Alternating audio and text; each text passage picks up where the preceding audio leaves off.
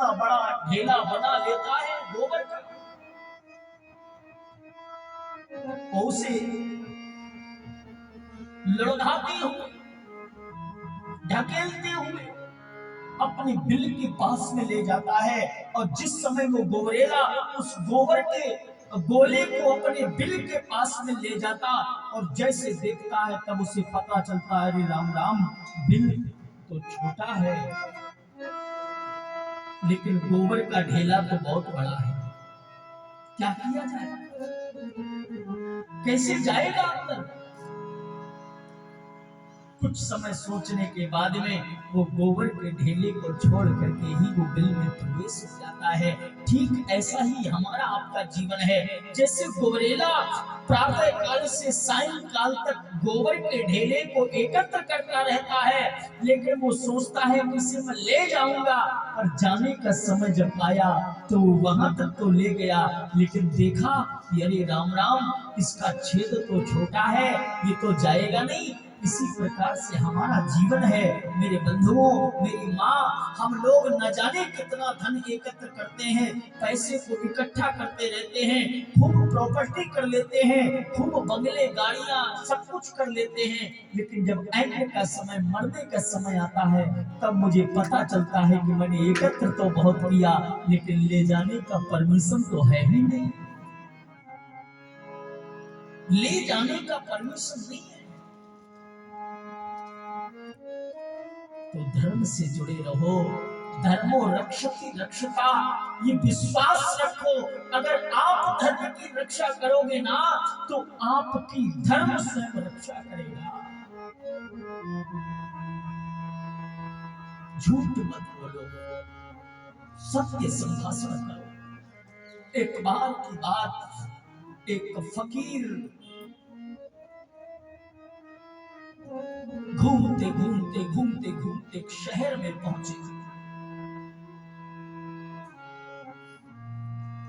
फकीर ने पूछा, यहाँ पर कोई सत्यवादी रहता है?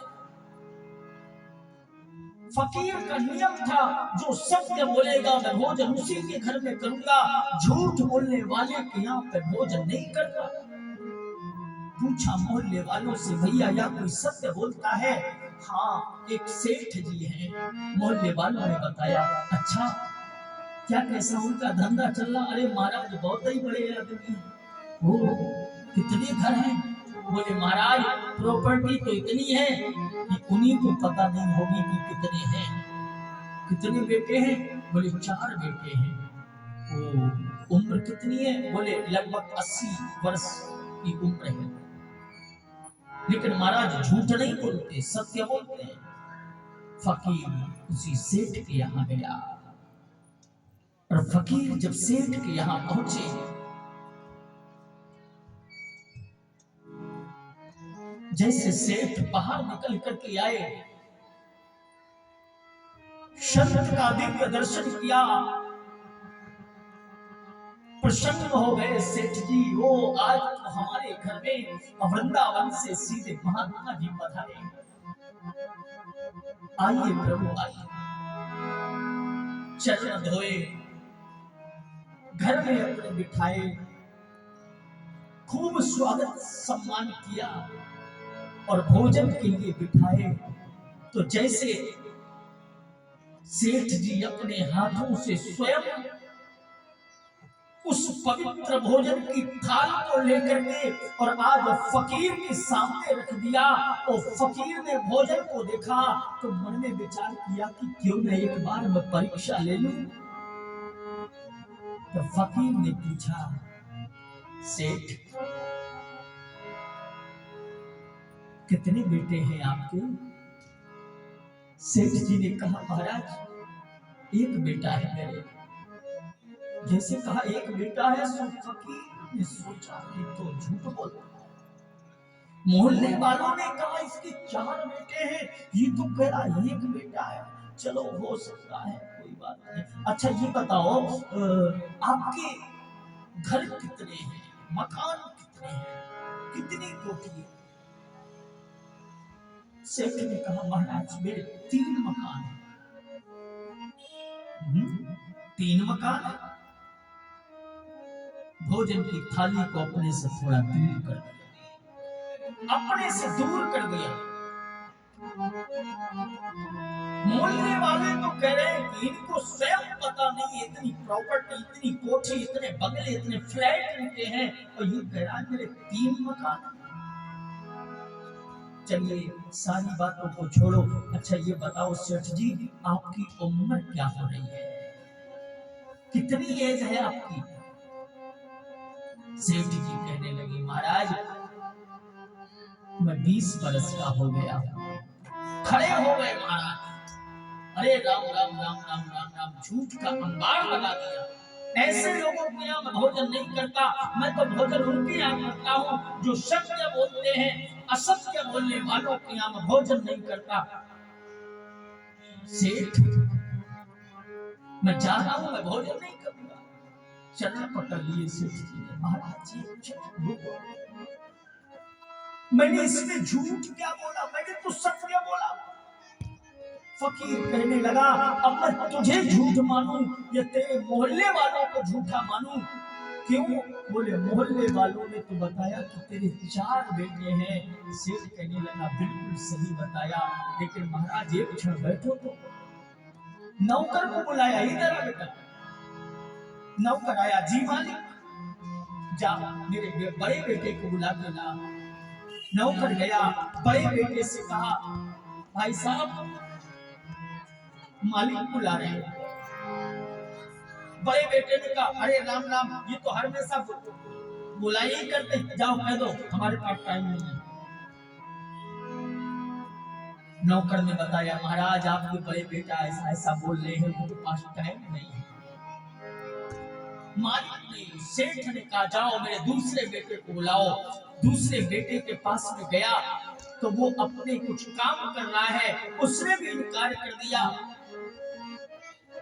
फिर आया नौकर, उसने कहा मालिक से, मालिक को दूसरे वाले बेटे ने भी इनकार कर दिया।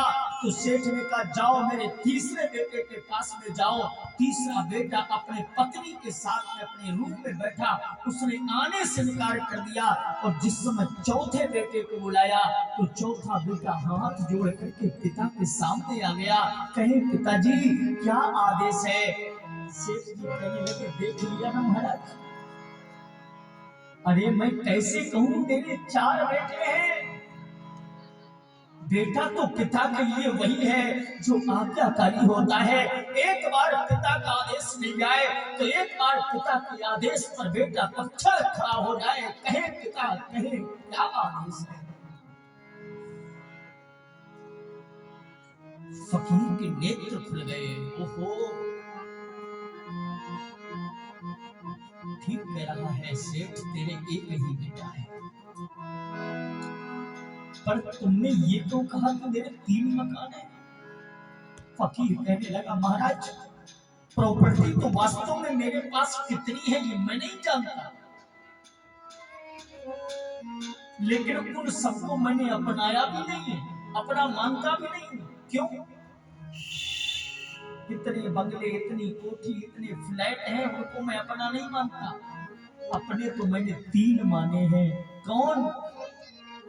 बोले एक हमने देवालय बनवाया है, मंदिर, दूसरा मैंने औषधालय बनवाया है, और तीसरा जिसमें आप भोजन प्रसाद ग्रहण करने के लिए पधारे हो, जिसमें औषधालय में लोग निःशुल्क औषधि लेने के लिए आते हैं, देवालय में भगवान का दर्शन करते हैं। तो ये तो 3 जो है इनको मैंने अपना माना है।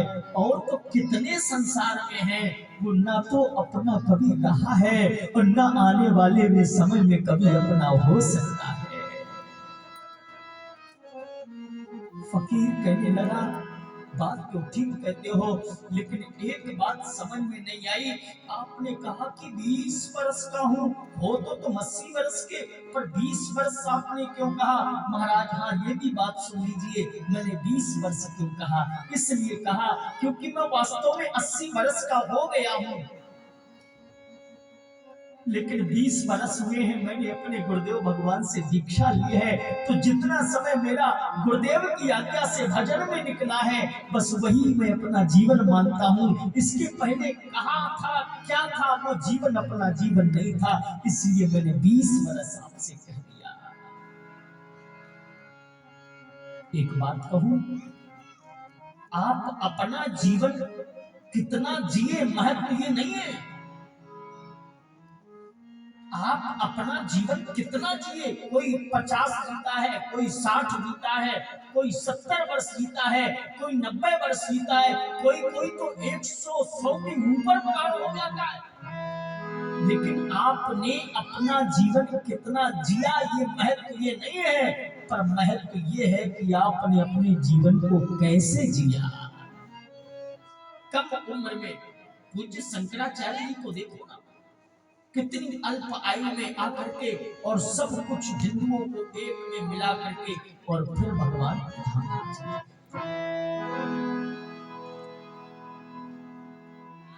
अपने जीवन को, जरूरी नहीं है कि हम 100 वर्ष, जितना जीवन हो उस जीवन को हमें जीना चाहिए और ऐसे जीना चाहिए जो धर्म शास्त्र के विरुद्ध ना हो। कुंती मैया ने भगवान से प्रार्थना करी, प्रभु मुझे तो यही आप प्रदान करिए। भगवान ने कहा आप परेशान मत हो, आप इसलिए दुख मांग रही हो कि मैं चला जाऊंगा तो कम से कम दुख होगा तो मेरी याद आएगी ना। तो बुआ मैं वचन देता हूं मैं तुमसे दूर नहीं होगा, मैं तुम्हारे पास हूं, लेकिन तुम दुख ना मानो, दुख ना मानो। भगवान ने आहत की कृपा करी और खूब कृपा करने के बाद में आज मैया कुंती ने स्तुति करी। कृष्णाय वासुदेवाय देवकी नंदनाय च नंद गोप कुमाराय गोविंदाय नमो।